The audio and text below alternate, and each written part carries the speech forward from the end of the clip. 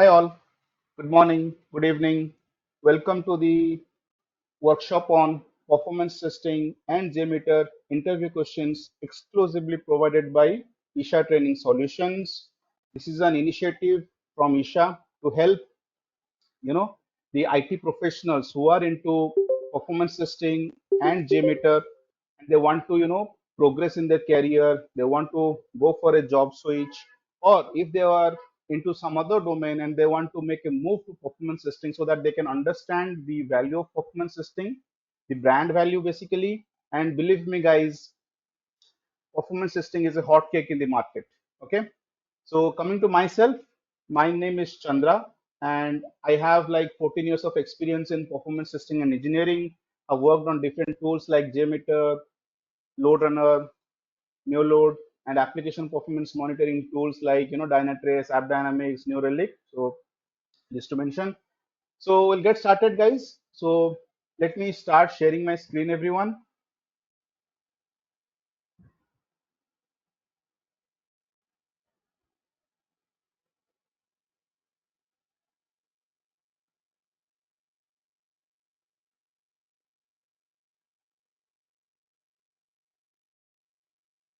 I hope my screen is visible to all of you. If anyone can confirm. Yes, Chandra, it Yeah, is it's visible. It's visible. visible. Okay, thank you. So guys, this session is being recorded. The recording will be shared with you all. I'll request all of you to be on mute. Whenever you have any queries, please unmute yourself and ask your query. So the document is visible to all of Yeah. Yes, yes. you. Okay. Let me zoom it a bit just for your benefit. Okay, guys, so we'll start. So the first question is, what is non-functional testing? Okay, so basically we have different testing types, right? Categorically, we have, I'll request everyone to be on mute, please. Sincere request. Let us not disturb the workshop.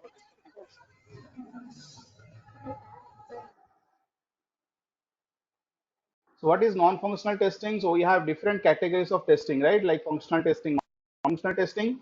So in non-functional testing, we are basically verifying the application from a non-functional point of view. The objective is not to verify the functionality. We are not going to verify the functionality. Functionality means I give input A, I get output B. My job is to verify when I give A if I'm getting output B or not. That is not our objective here, guys.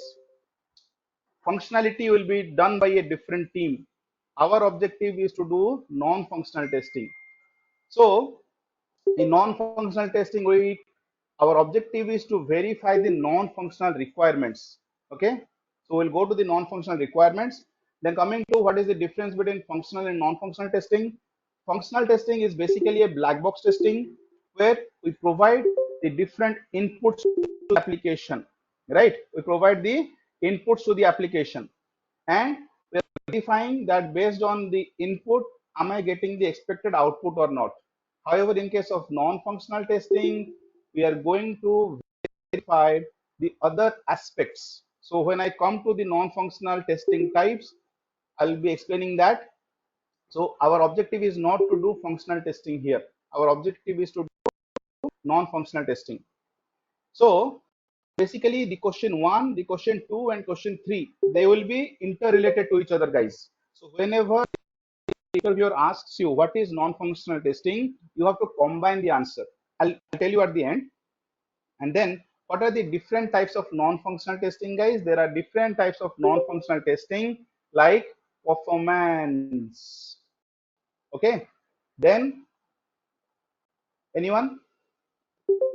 Security. Okay, and then operational Unit acceptance testing. testing. No, unit testing is not non-functional. Usability.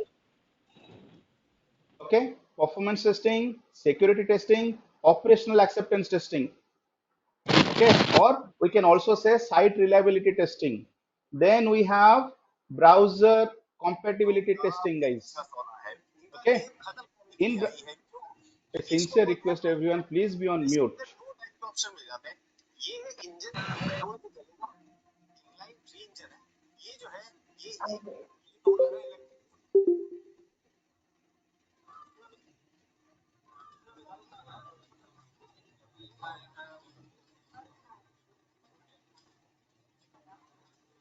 Someone is speaking. There are so many participants. It will take time for me to figure out them.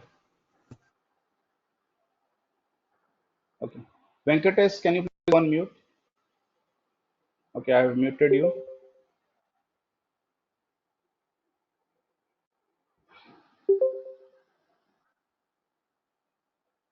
Okay. So performance testing, security testing, then operational acceptance testing, browser compatibility testing, and then accessibility testing. Okay, in clear all of you. So these are the 5 different types of non-functional testing. So when anyone asks you what is non-functional testing or what are the different types of non-functional testing, then you clearly say that the objective of non-functional testing is to verify the non-functional requirements. The non-functional requirements will be related to performance, security, operational acceptance, browser compatibility, and accessibility testing. Okay, and we are going to basically verify them. Now, what is performance testing? Okay, one of the component of non-functional testing is performance testing, right? So, what is performance testing? So, in performance testing, the objective is to verify the speed, the scalability, and the reliability of the application. The speed, the scalability, and the reliability. Okay, and to verify these, we do different types of testings, guys. So whether the application is having good speed or not, it can be a mobile application, it can be a web application. Whether the application is having good speed or not whenever I'm using it. Now it can be having good speed for a particular volume of users or for a particular data volume. Remember, volume is not about users only always. It could be users, it could be data. So the speed of the application would be very good with a particular number of users or a particular data volume, but it might not be good when we increase the users. So we have to check the scalability also. So when we are increasing the volumetric, how is the performance of the application? And then the speed and the scalability factor could be very good for a short duration, right? But when the application is being used by a particular volumetric or by a higher volumetric for a longer duration of time, how is the performance? Over there, what are we going to do? We are going to verify the reliability. So these are the 3 different factors, guys: speed, scalability, and reliability. We verify these 3 different factors as part of performance testing. Okay. Now, why performance testing is required?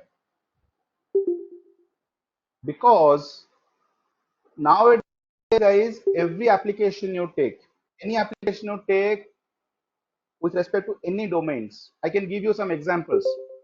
When e-commerce was booming in India, who can tell me which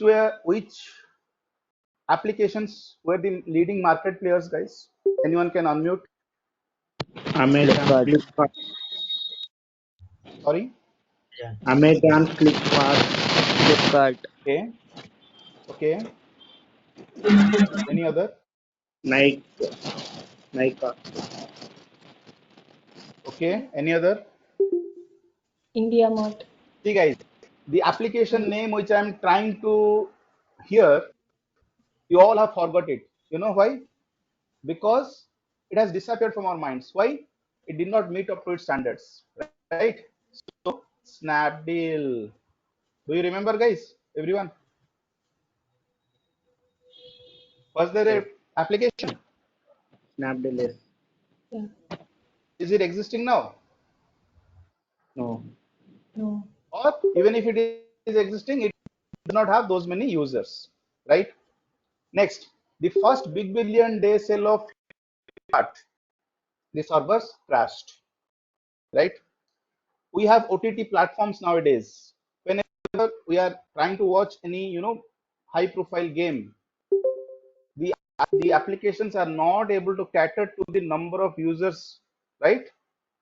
So all these things, guys, lead to the business loss. See, for every one of us, it might just be an application, but for the business owners or for the application owners, and it is a business, every business owner will want to make profits, right? All of you. So performance testing is very much required because it impacts the user experience.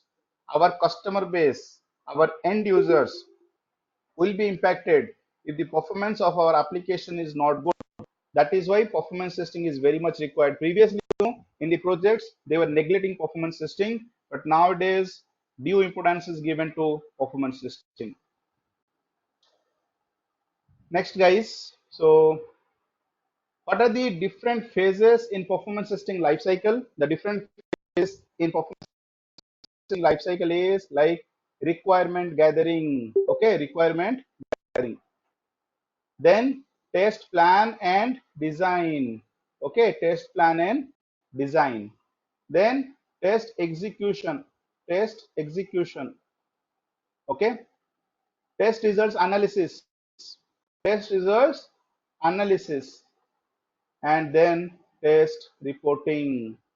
So in requirement gathering, what will we do? We will gather the requirements for our non-functional tests. Okay, we'll gather the requirements for our non-functional tests. And then in test plan and design, we are going to create the test strategy. We are going to create the test plan. We are going to develop our test scripts. We are going to design the workload model. Next, in test execution, we will do the execution for the different types of tests which are planned. Understood? We'll do the execution for the different types of tests which are planned. Then in the test results and analysis, we will gather the test results for the different tests, whatever we have conducted. We'll analyze the results and we'll gather the performance metrics. And then in the test reporting, we are going to basically do the reporting, guys. Okay, clear all of you? What are the key performance testing metrics which you monitor?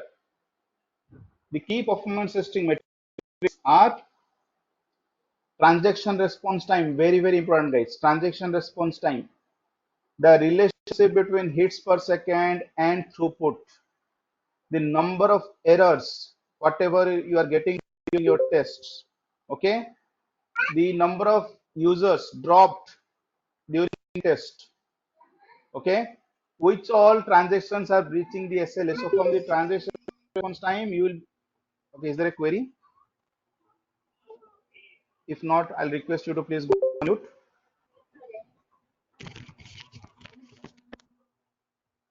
So the transaction response time, the hits per second and throughput relationship, right? The errors,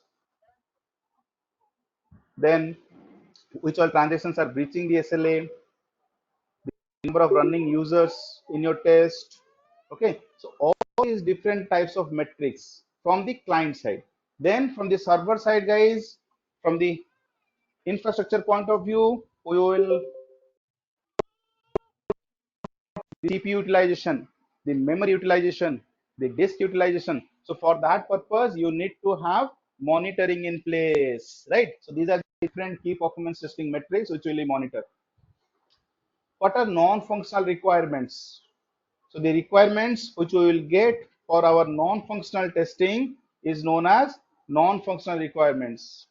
Some examples, guys. The different transactions in my application should not take longer than 5 seconds. The different transactions in my application should not take longer than 5 seconds.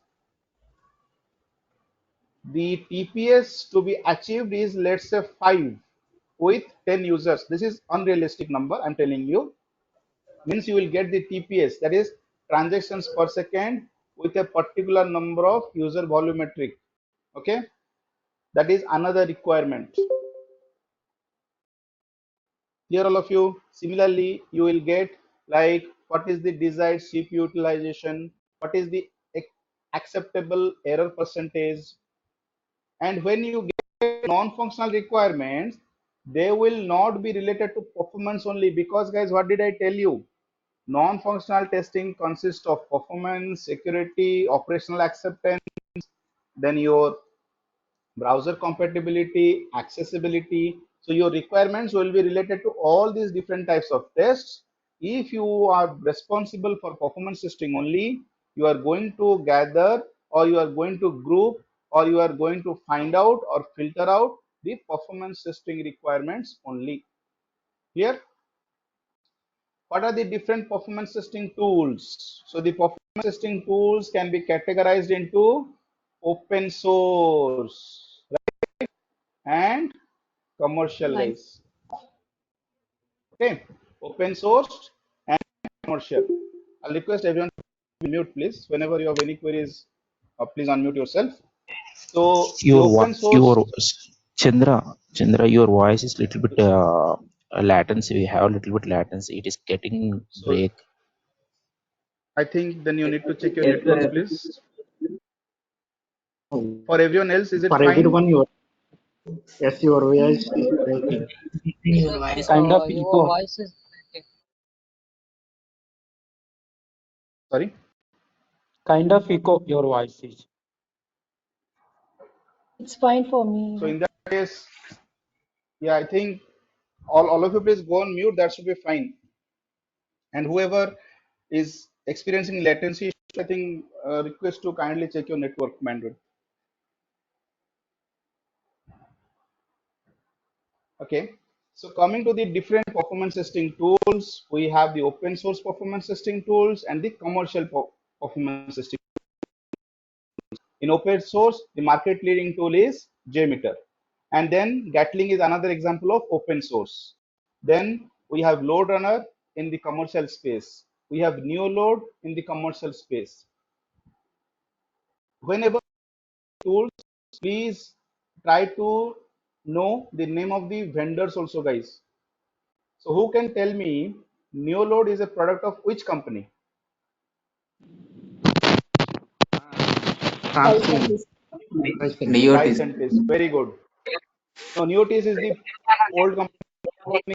I've got one question. Price For and the Taste. open, for the open source, you said JMeter. Sorry, For the open source, you said JMeter, and there was another one. Which one? Gatling.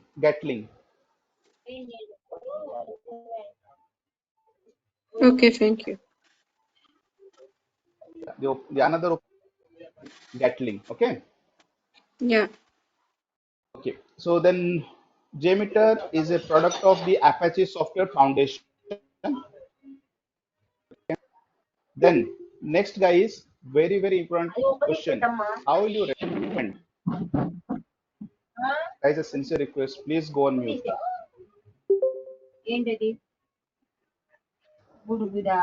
It will be difficult for.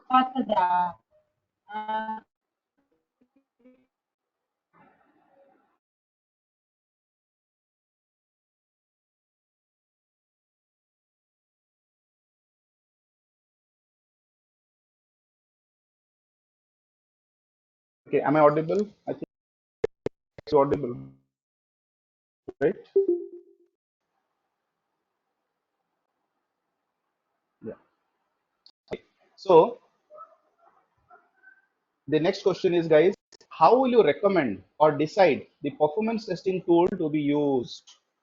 This is very important question. So you have to do a test tool feasibility analysis, or it is also known as proof of concept, POC. Whenever any application for performance testing, always remember, if the performance testing has not been done on that application previously, you need to do a POC, that is the proof of concept, or test tool feasibility analysis, where you will take a scenario of the application and you will try to do the test script development. If the application under test is compatible with that particular tool or not. If your project already has any tool, then your first job is to check with that tool. If not, as a performance test consultant, you can recommend the tool based on your proof of concept. Another very important question which you will get, scenarios will be in scope of performance testing? Very, very important, guys. Which scenarios will be in scope of performance testing? Or the question will be like, which scenarios will be candidates for performance testing? This question you get very often, guys. So the answer is the frequently used applications and mission critical applications. Okay, the frequently used applications and the mission critical applications will be in scope of performance testing. Another important question, guys.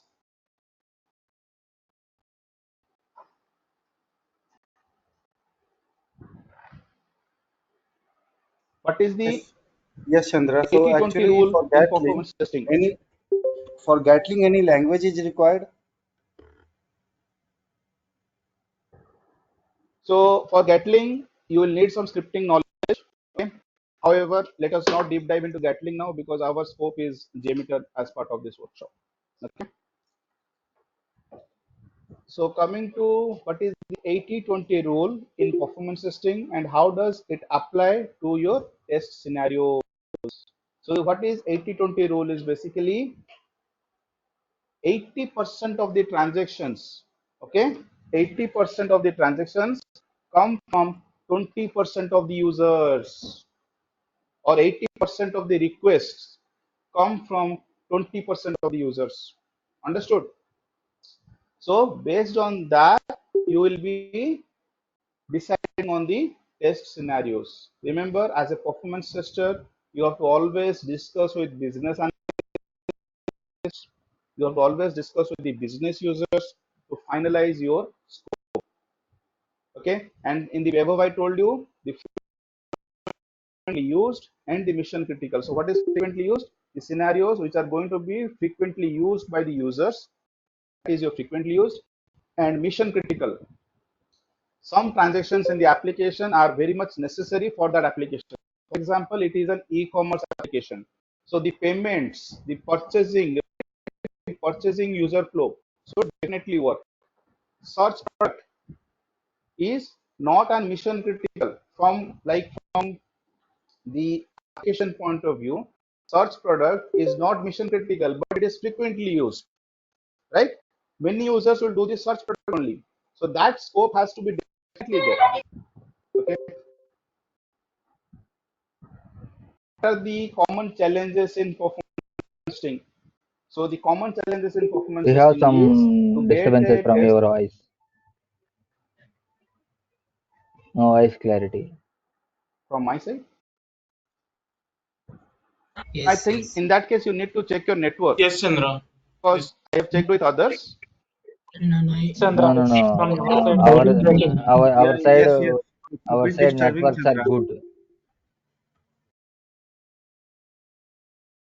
Yeah, the network is good at my end as well. Probably we have Yeah.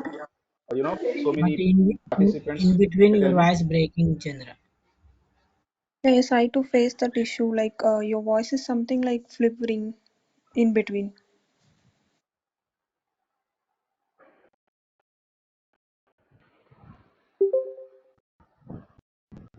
Okay,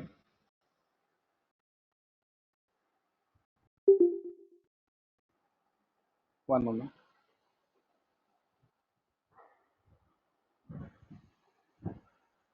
because I can see like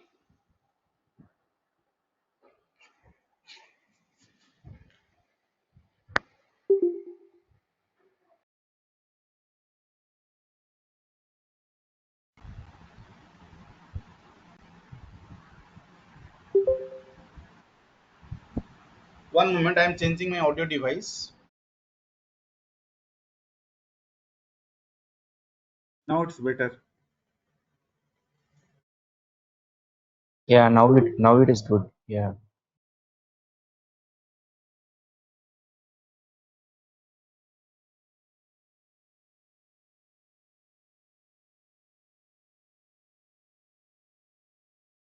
Is it better now, everyone? Yes. Yeah, now it is fine. Yes, Chandra. Yes, now Yes. it's fine. Okay, so I changed my device. So okay, so let us continue, guys. Now it's fine. Okay, thank you for confirming. So let me again start sharing my screen.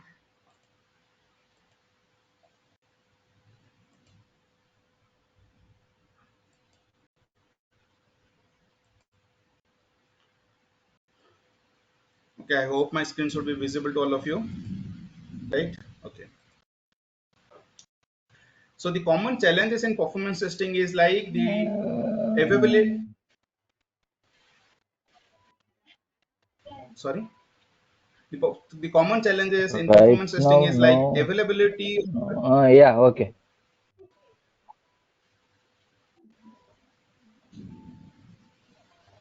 So the availability of a performance testing environment equivalent to production, right? That is one challenge. Handling the test data or your strategy preparation for your test data creation approach, that is a challenge. Scripting challenges could be there in performance testing. Availability of monitoring tools is another challenge, right? So these are different challenges in performance testing, everyone. Okay. Then what is workload modeling? Workload is something like, what is load, guys? When you are putting some load on the system, that we call it as, the load, or basically the number of users, the volume of data, that is the load. And when that load is going to do some work, means those users will try to access the application. Okay, those users, those virtual users will do the transaction, right? So in order to have a proper workload, the requirement, we have to meet the non-functional requirement. In order to meet that non-functional requirement, what is the workload we need to provide to the system? Based on that, we'll do the workload modeling. Clear? Then what is Little's law? Or you can, the question is, which how can you design the workload model? So we use the Little's law for designing the workload model, everyone.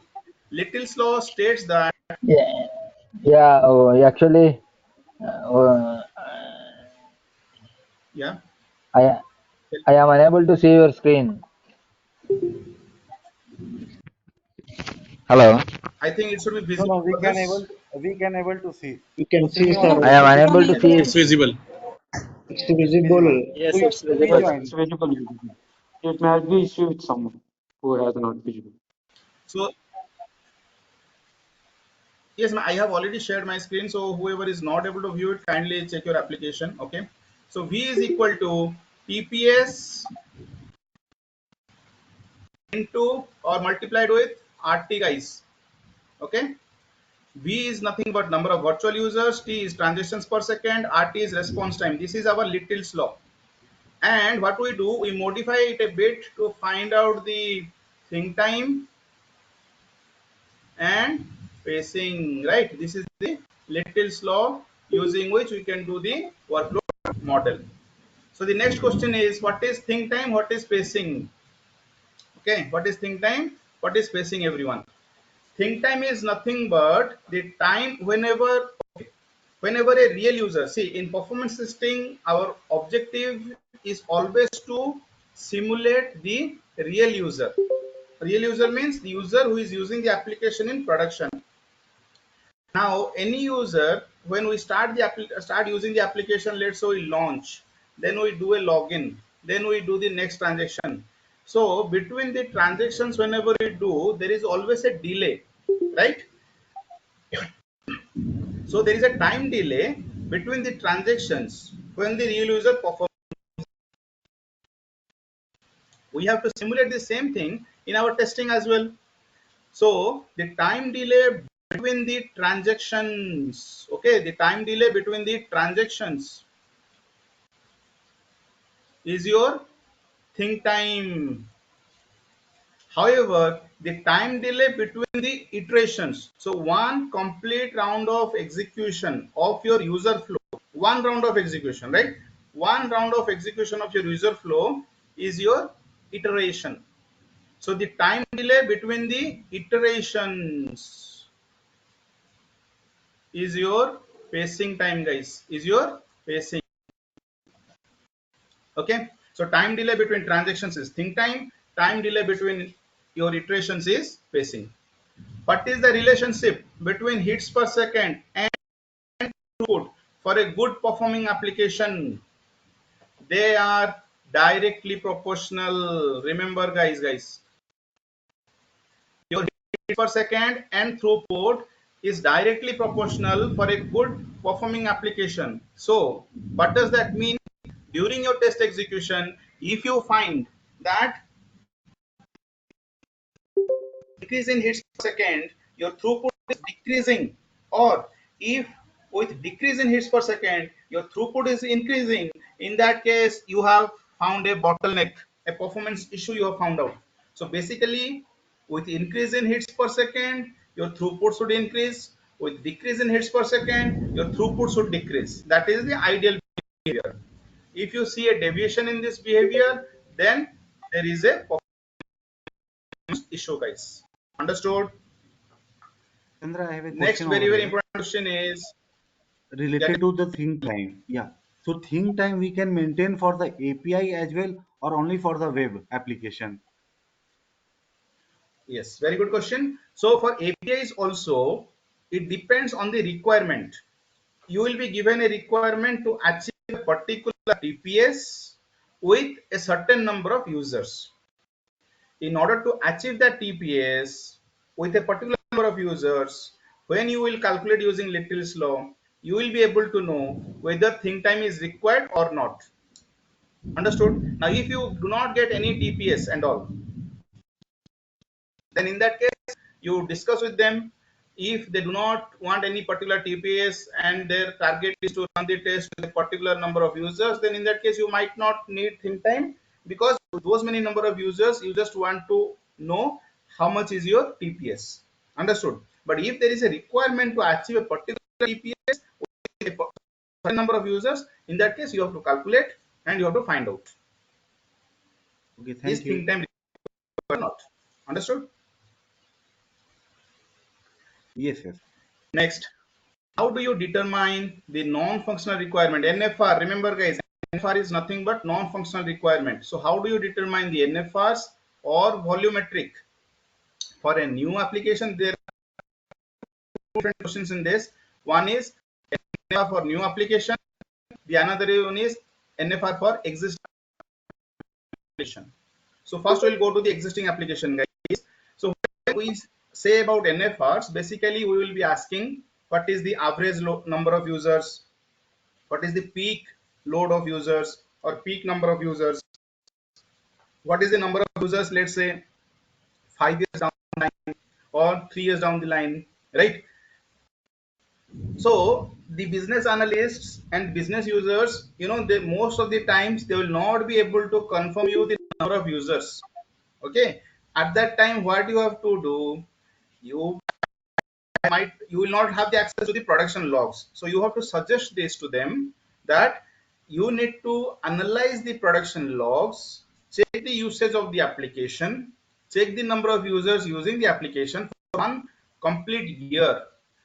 You get a pattern, right? Throughout the year, what is the volume of users using the application? Based on that, you can get the volumetric for the number of users for an existing application. But now, what about new application? Because new application is not there in production yet, right? So what you have to do, guys, over there you have to bring in your experience into play, as well as you have to have brainstorming discussions with your business analyst and business users. Understood? And then find out what could be the number of users who would be accessing the application, and then you come up with a number. You involve the different stakeholders, and like you cannot go with any particular number, right? Whatever architecture has been finalized for the application, that also support. So you need to also discuss with your solution architect. So you have to discuss with different stakeholders. And in performance testing role, you get a very good opportunity to discuss, to coordinate, to communicate with all the stakeholders in the project, guys. Performance testing role is a very important role. Okay, so in this way you can determine the non-functional requirements or the volumetric for application and an existing application. Okay, next, what are the important sections in a performance test plan? So whenever you see the word test plan, don't get confused with JMeter test plan. Whoever would be using JMeter, they would get confused. So don't get confused. When I say performance test plan, that refers to the document. Understood? That refers to the document, guys. So the different important sections. So I'll tell you the different sections. Like you will have your introduction in the performance test plan. Then what is the objective of your performance test? What is the scope of your performance test? So test scope is very important section where you will write the in scope items and out of scope items. For out of scope, you always need to provide a justification why you are keeping that as out of scope. That is your test scope. Okay. Next one moment, guys.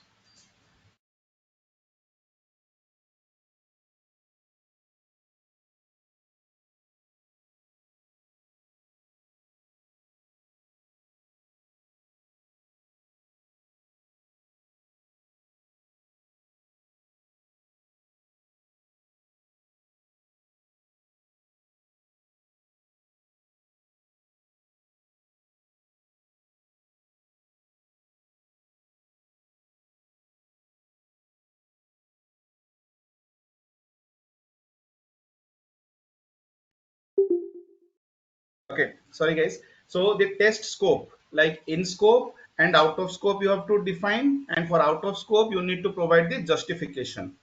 Then what are the different types of tests you are going to plan, like load test, stress test, spike test, endurance test? Okay, what all different types of tests you are going to plan?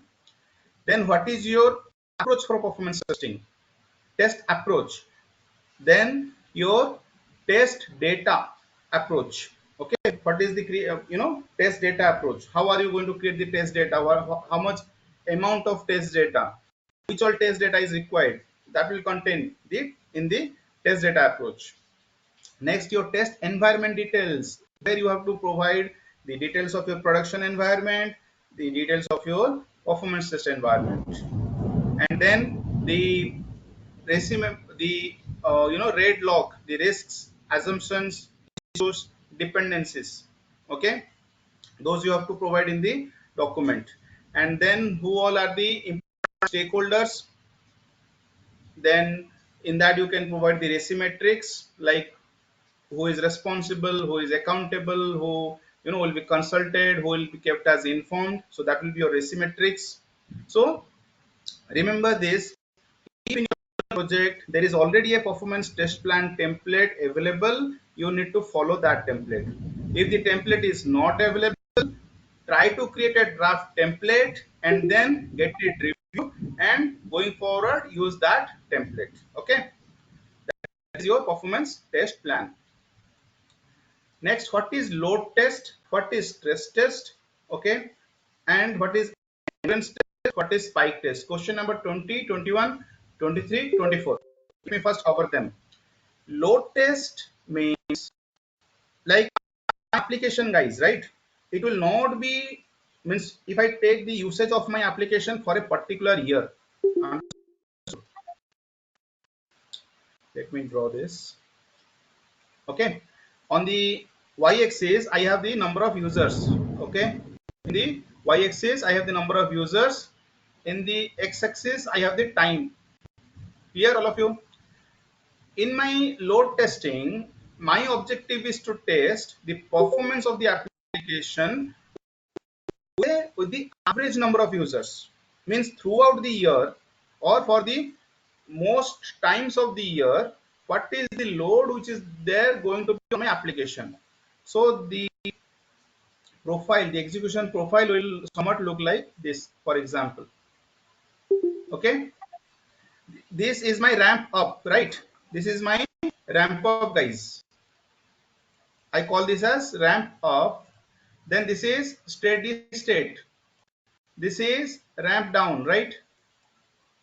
Then stress test. Stress test means our objective is to verify the performance of the application with an, sorry guys, there is heavy rain outside. Okay, so sometimes you will here, the thunder sounds, so please excuse me for that. Okay, so in stress testing, our objective is to measure with higher user load. In load testing, we tested with, let's say, this particular load. In our stress test, we will increase the user volume, and you cannot increase the user volume on your own, guys. You will get that requirement, whether 3 years down the line or during your peak time, what will be the volume of users. So the blue color line or blue color graph represents my stress testing. Same ramp up, steady state, ramp down. Endurance test. So in endurance test, my objective is to check when the application is being used for a long duration of time, how is the performance. So in that case, my objective is not high volume, but long duration. So you can have your volume of users similar to load test or less than that also. But here all your duration will increase, guys. Okay, your duration will increase here in case of endurance test. So the yellow one is endurance, guys. The spike test will somewhat look like, let's say, I have up my users and I have my steady state. Suddenly there will be an increase, guys. Okay, suddenly there will be an increase. Now, in the meantime, drawing, can anyone tell me an example of a spike test? There will be a sudden increase in the number of users and then decrease. Again, you continue with your steady state, sudden increase and then decrease, and then let's say ramp down. The green one is the spike test, guys. Who can tell me examples of spike test? Anyone? IRCTC. In big billion days with percentage of IRCT and our Tatkal. yeah. Tatkal booking. Tatkal and The IRCTs. Tatkal ticket booking is a very good example of spike testing. Tatkal ticket booking at 10 a.m. and 11 a.m. you experience the user load in similar fashion or not, everyone? But someone big billion day sale is not going to be an example of spike. It will be stress. The flash sales, right? We have flash, guys. They will be example of spike test because they come and go. So the user volume will increase. The user volume which will increase, that will remain for a very short duration, guys. Here you see, understood? Like in Tatkal ticket booking, you have that user load for 5 minutes hardly, right? And because after 5 minutes there are no tickets to book, so definitely the users are going to log out of this system. Understood, all of you? One very important Airlines question Hajj is, Yatra. sorry. Airlines for during a Hajj Yatra, Muslims are going to Hajj, right? Yes, yes. So yes, wherever you see sudden increase in the user load and then decrease, and that increase or that volume will be there on the system for a short duration, guys. One important question is stress testing also known as breakpoint testing? Okay, is stress testing also known as breakpoint testing, guys? Very, very important question. Some people say stress testing is equal to breakpoint testing. I do not agree on that. Stress testing is a subset of breakpoint testing. See, the objective is different. In stress testing, what are you doing? This was my stress testing, right? In stress testing, you are testing the application with an increased volumetric. During that process, your application might break, might not break. Your objective is not to break the system. Understood? Your objective is to test the application with a certain volume. But in case of breakpoint testing, your objective is to break the system. So what will you do? You will keep on increasing the users, guys. Keep on increasing the users till your application breaks down. Till your application breaks down. In breakpoint testing, your objective is to break the application. In stress testing, it is to test the application with a increased volumetric. But yes, during your stress test, your application might break down, might not break down. And remember, please do take approval from your project team before doing stress test or breakpoint test. Okay, because there is a high probability in breakpoint test, definitely you are going to break the system, but in stress also your system could go down. So take an approval before that. So next, how do you download JMeter? Okay, we will go to the official website of JMeter, everyone. jmeter.apache.org. This is the official website of JMeter. And then you go to the download releases, guys. Okay, download releases. Over here you can find out. You go download releases. Then once I download releases, I will be able to see the latest version of JMeter. Okay, I'll be able to see the latest version of JMeter. You can download the binaries from here. If you want to download the previous versions of JMeter, okay, if you want to download the previous versions of JMeter, you need to go to the archive section. Okay, you need to go to the archive section and then go to Apache JMeter archives. Then you can go to the binaries, and here you will be able to see list of all the JMeter versions. You will be able to see list of all the JMeter versions. Clear, all of you? Okay, we go to the next question. What are the different features of JMeter? So there are different features of JMeter. Like the most important feature is that it is open source. It supports multi-thread framework. It supports multi-thread means multiple threads, means concurrent users. Understood? Thread is nothing but virtual user, right? It supports multi-thread framework. It supports multiple protocols. Understood? It is easy to install. The GUI is very user friendly. Test reporting capability is there. Test result analysis feature is there, right? So these are the different features of JMeter. Next, guys, very important question. Let me see if anyone. What are the different modes in JMeter? What are the different modes in JMeter? GUI and Command non-GUI. line, GUI or non-GUI? GUI, Okay, very good. I'm getting the answer as GUI and command line, non-GUI. Non-GUI is also known as CLI. CLI, right? CLI. Non-GUI is also known as CLI. These two only, guys? Server mode. Only these two? No. Yes. There is another mode of JMeter, RMI. which is the server mode. Yes, RMI you can say, but it is known as server. Okay. So GUI, CLI, and server mode. Now you should be using these terms because it was known as non-GUI previously. Now it is known as CLI. Okay. You should be updated. So GUI, CLI, and server mode, different modes of JMeter. What is the latest version of JMeter? You should always know, and it is not applicable to JMeter. You should be whatever performance testing tool or any other tool also you are using. So you should always be aware of the latest version and what are the different additional features, whatever has been introduced. Okay, whatever different additional features has been introduced. So we'll not discuss this question because again the versions keep on changing. So I'll leave it to keep yourself updated with the additional features whatever you get in every version of JMeter. What are the besides JMeter?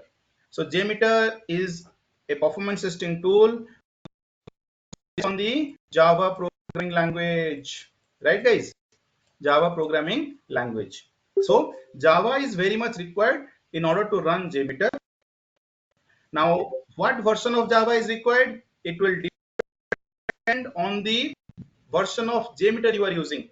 Okay, Like as I went to this particular website, the jmeter.apache.org, what did we see?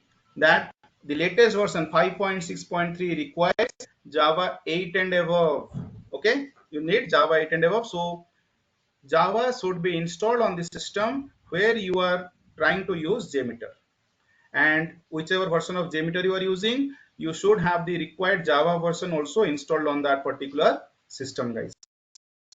You can have JDK or JRE in order to run JMeter. So Java should be installed. What is protocol? Right? What is a protocol? Protocol is basically a set of rules using which the client communicates with the server, or the client and server communicate with each other. So for example, for web application, the protocol can be HTTP or HTTPS. If we have to test the file transfer mechanism, it would be FTP or SFTP. So basically protocol is a set of rules using which the client and server interact with each other. Okay. Then you will get this question, what are the different protocols supported by JMeter? There are multiple protocols. Remember, JMeter was initially designed to test web applications only, but thereafter other protocols were added, and HTTP, FTP, JDBC, okay, JMS, SMTP. So there are different protocols which are supported by JMeter.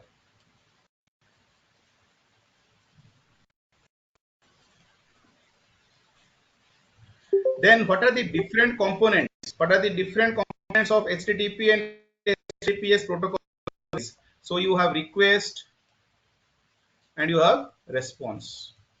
In your request, you have request header,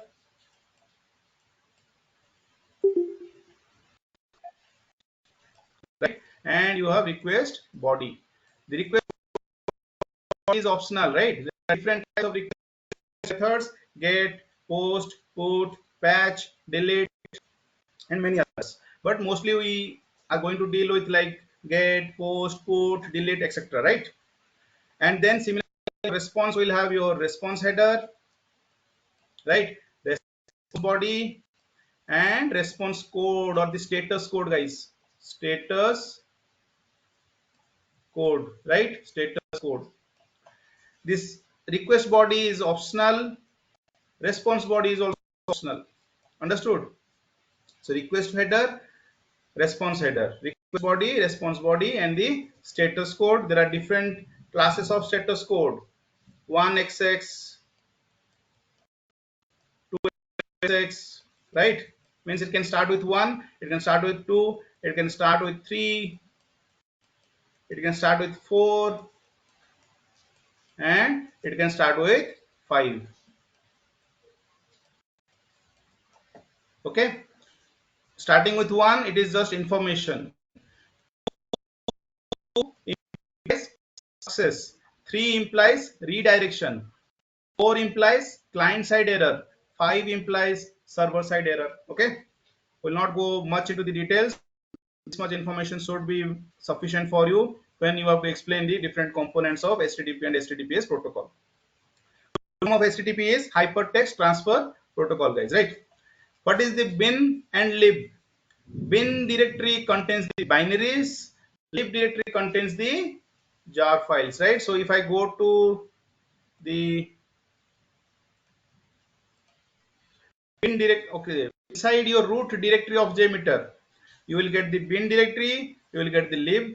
Inside bin, you will have all your binaries.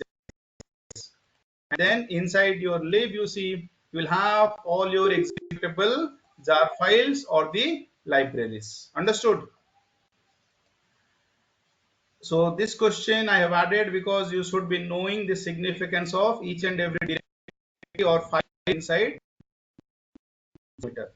What are the different properties files in JMeter? There are different properties files. The properties files you will be able to find inside the bin directory. Understood? The different properties files you see, everyone.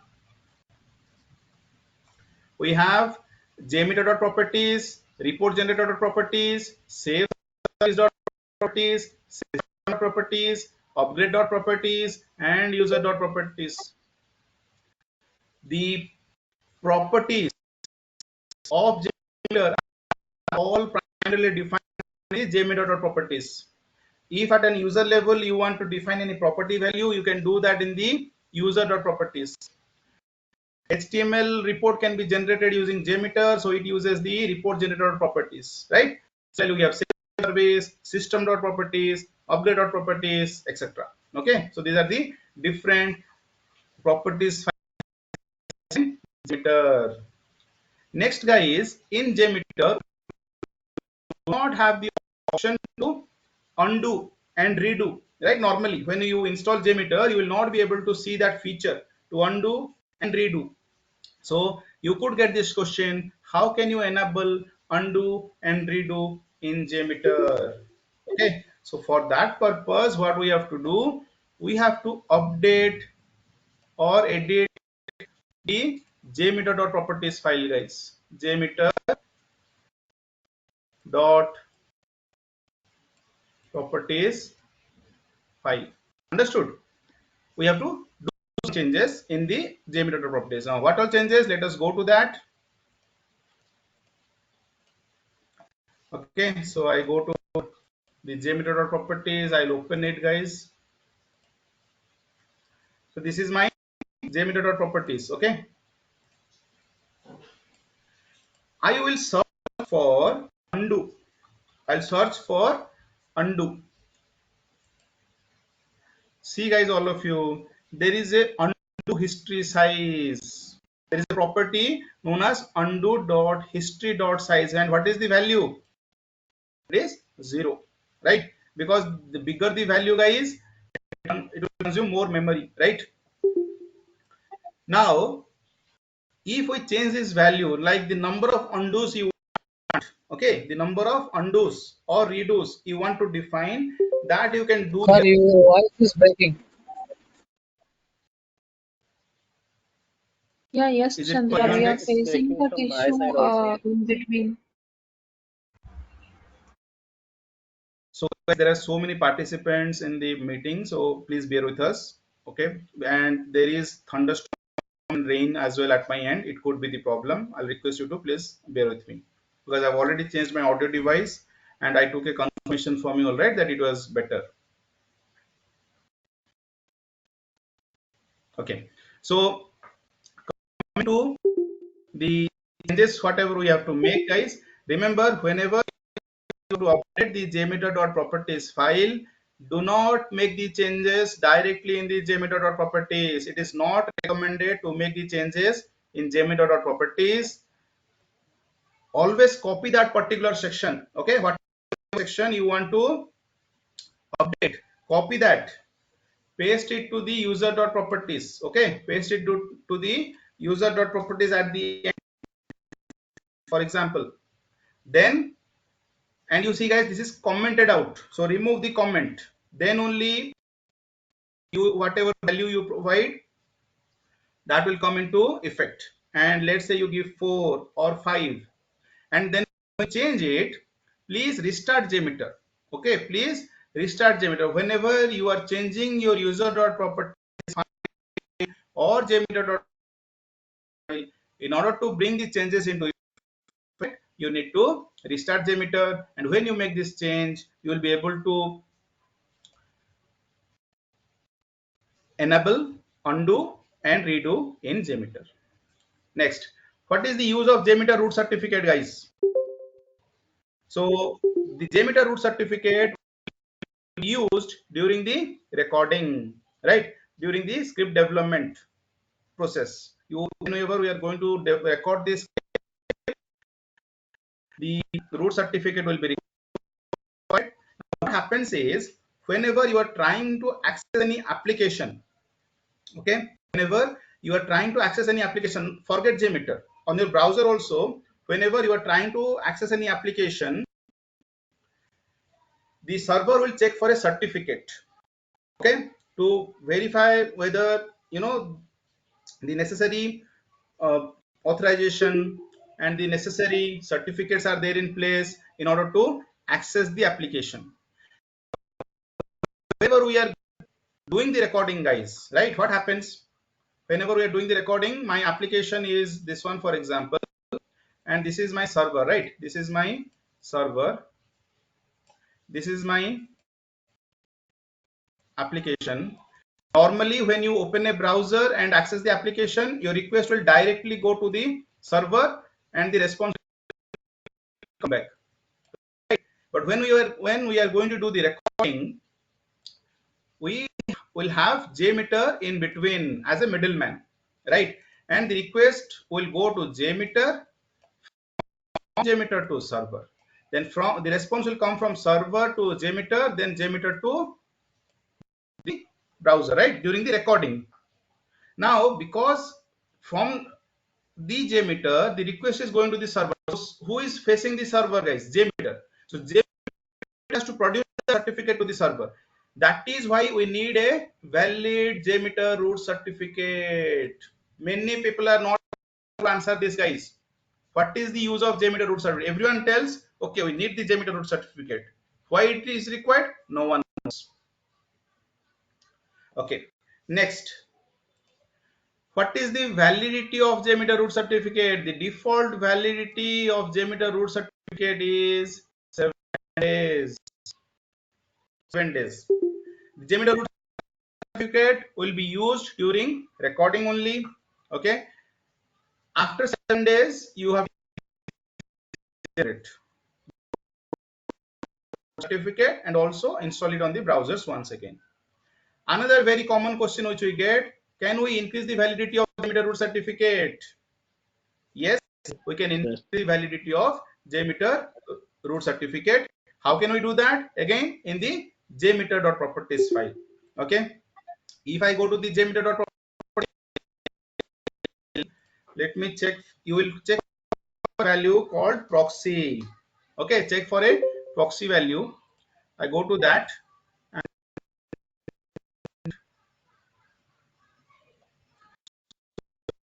here you see, guys,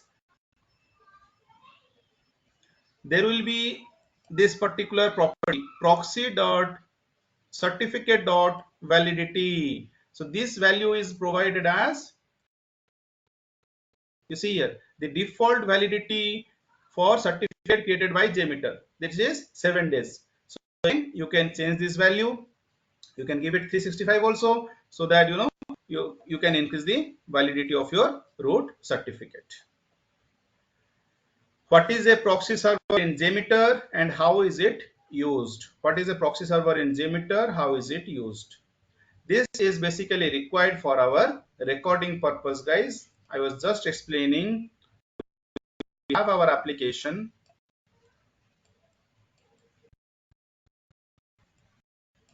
and then we have our server, for example. Now, organization, for example, are you allowed to access all the websites? No, right? So how is the organization able to do that? Maybe they have a firewall in between, or they have a proxy server in between. So whenever you are trying to access any website, that goes to a proxy server where certain rules are written. If that website is allowed to be accessed, that request will go forward. If the application is not allowed, that request will not go forward. So your proxy server is able to track all the requests which you are making from the browser, right? So same concept we are applying here, guys. We are introducing JMeter as a middleman, or basically we are enabling the proxy on our browser, and then when we start recording in JMeter, we are starting the proxy server of JMeter. As a result, what is happening? The request is going to JMeter, then JMeter is saving the request, then it is sending it to the server. The server processes that request, the response will come back. JMeter will save the response and then send it back to the application. Clear? So this is your JMeter. So this is your proxy server concept, and the proxy server in JMeter is required to do the recording or to capture the requests. Okay, whenever the transactions in an application. What are the major elements of JMeter? Very, very important, guys. The major elements are test plan, okay, thread group, logic controller, okay. Actually, we have controllers. Controllers is divided into samplers and logic controllers. So I controllers, then samplers, right? Listeners. Then we have timers, assertions, okay, preprocessor, preprocessor. Then we have post processor. Then we have execution order. Okay, execution order. The scoping rules. Okay, scoping rules. Then properties and variables. Properties and variables. Parameterizing test with variables. Parameterizing your test with variables. These are the major elements of JMeter. Okay. Next, we see what is the execution order considered for different elements in JMeter. Now I told you the execution order is also one of the major element of JMeter, right? And before that I told you the different categories of elements. What is the execution order which will be followed? Remember your config element. Okay, I forgot at that time. Config element is another category, right? Config element will be executed first, then after your config element your timer will be executed. Okay, timer will be executed, and then we have the samplers, right? Sorry, preprocessor executed, preprocessor. Then we have the sampler. After that, listener will be executed if your response is not null. Similarly, assertion will be executed if your response is not null. Then your post processor will be executed if your response is not null, guys. Okay, so JMeter follows this execution order. Clear? Then what is plugins manager and how can you use it in JMeter? Now your core JMeter has features. Your core JMeter has a lot of features. Okay, you might need some additional features, and because JMeter is an open source tool, it is based on Java. There are so many developers around the world who use Java and they want to contribute to the JMeter. So they develop different softwares or pieces of code which can be added as an external agent, guys. So basically they are the plugins. Okay, there are different plugins available for JMeter. Using plugins you can achieve additional functionalities or capabilities in JMeter. Now there can be so many plugins. Now managing those plugins could be difficult. Understood? So we have the plugins manager. Using the plugins manager, you can basically install plugins, upgrade plugins, you can uninstall plugins, you can search for plugins. It is just like an app store in your mobile phone or the Play Store in your mobile phone where you can manage the different applications inside your cell phone, right? Similarly, plugin manager will help us in that. If I go to jmeterplugins.org, right?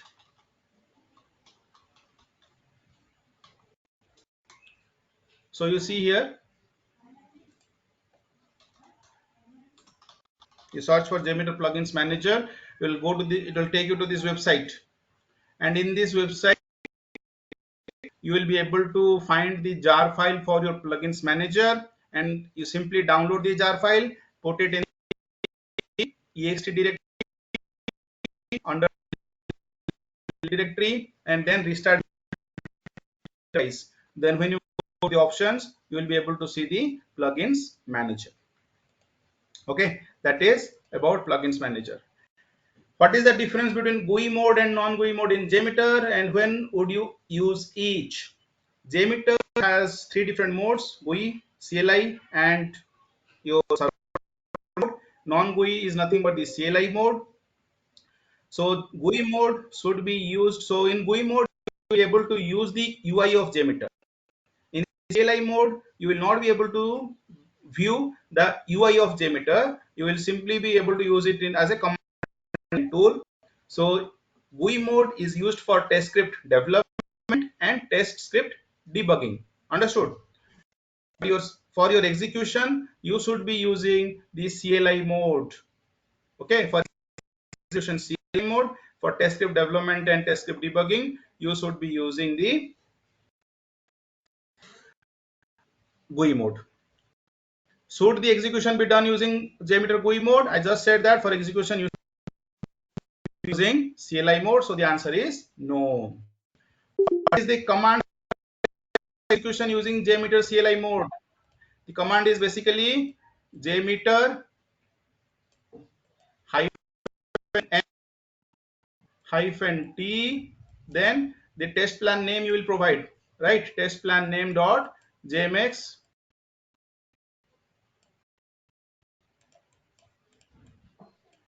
the full form of JMX is Java Management Extension, okay? The extension for your test plan. And then hyphen L, then the result file name, right? Result file name. Then hyphen E if you want to export your results to HTML report or to the web output folder. And hyphen O, you will specify the path the HTML report, which you will use for executing JMeter in CLI mode. There are other options on your situation, guys. Okay. How do you manage the Java heap allocated to JMeter? Very, very important question. Most of the times people has the wrong answer, guys. You need to go to the JMeter file. Okay, you need to go to the JMeter batch file, open it in Notepad, then search for XMS. Okay, XMX, and then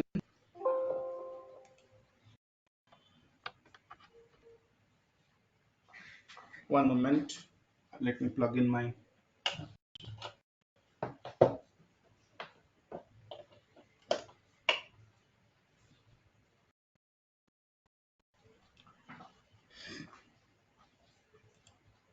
okay.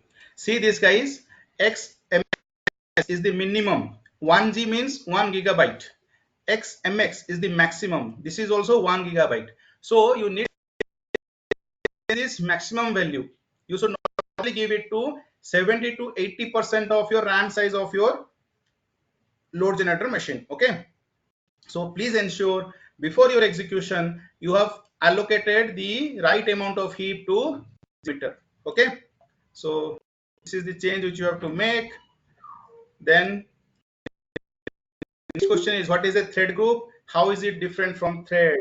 Thread group is basically a group of threads. Now what is a thread? Thread is a virtual user. Virtual user, we are not using real users for our test, right? JMeter helps us to generate the virtual users. Virtual users are known as threads in the language of JMeter. Thread group is a group of threads. Using the thread group, we can define how many number of threads do we want to use in our test. Clear? Next we have what is the difference between thread group, thread group, and thread group. Using thread group, we will be generating the required number of threads. But what is setup thread group? Now remember, before your main execution, if you have to do any test preparation activity, and for that, let's develop a JMeter script. you can keep that as part of the setup thread group. Why? Because remember, the setup thread group will always be executed before the main thread group.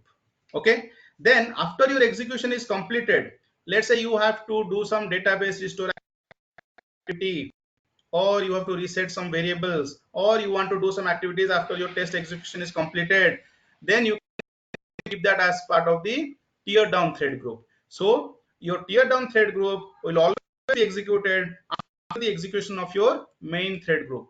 Setup thread group will be executed before your main thread group. Tear down thread group will be executed after your main thread group. How do you configure the number of threads in a thread group? So let me open JMeter here. Under the test plan, we will add thread group, right? Under the thread group, you see we have number of threads. We have number of threads. So here we basically define the number of users which we want to use in our test. What is the purpose of ramp up period? Now I was telling you about the execution profile, right? So Chandra, I have a question over Basically, there. the way So we on what want to basis load we the, can decide the ultimate thread group and setup thread group? how can we? Sorry, can you please come again? Am I audible? Sorry, if you're Yes. speaking, you might be. His question is, what is the difference between ultimate thread Can group you and please setup repeat your thread question? group?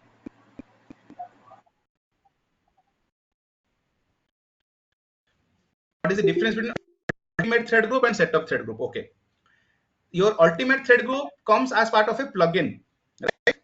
Your ultimate thread group will not be available when you just download JMeter. Whenever you install the custom thread group plugin, you will have your ultimate thread group.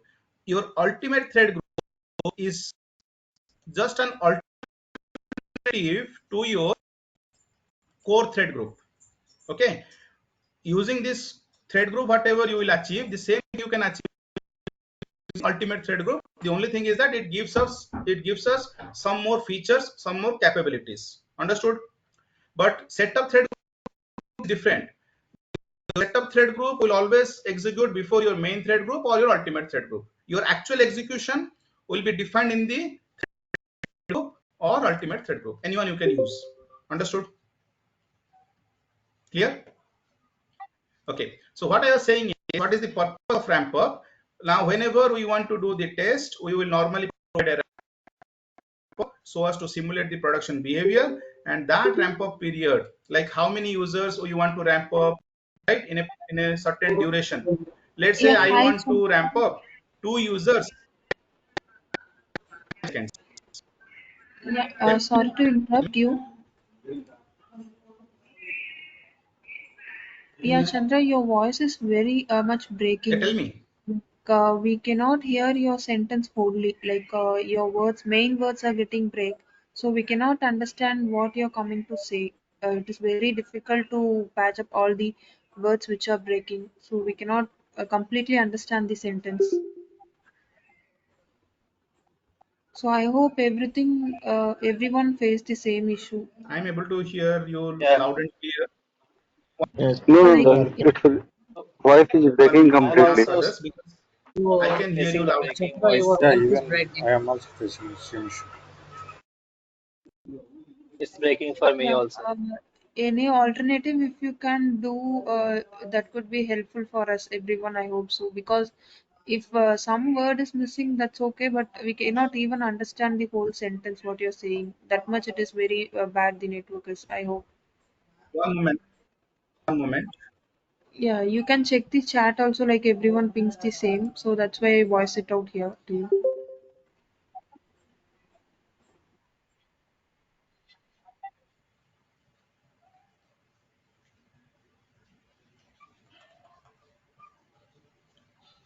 Guys, can someone of you, means whoever is not facing the voice breaking issue, can you please put it in the chat, or is it the same for everyone? Because there's no point in I just keep on speaking, and if you guys are not able to hear. Last 10 minutes was like a little bit difficult to understand. but before that it was working fine. Right now it is also working fine. Same issue we are facing everyone, sir.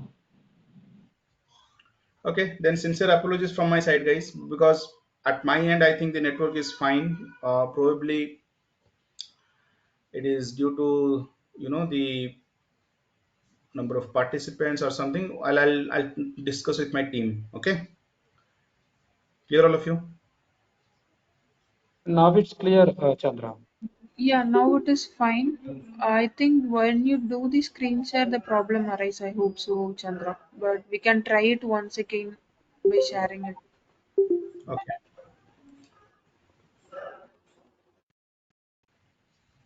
Whoever is switching any video and all, request you to please switch off the video. Okay. Okay. Let me start sharing once.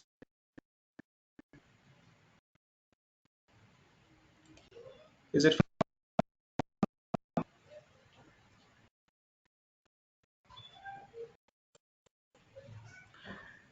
When you share the screen, we are facing the issue.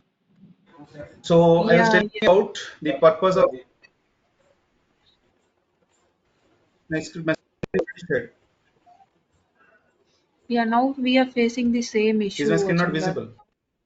Your screen is visible, but we are facing that voice breaking issue when you start sharing The the voice is screen. breaking.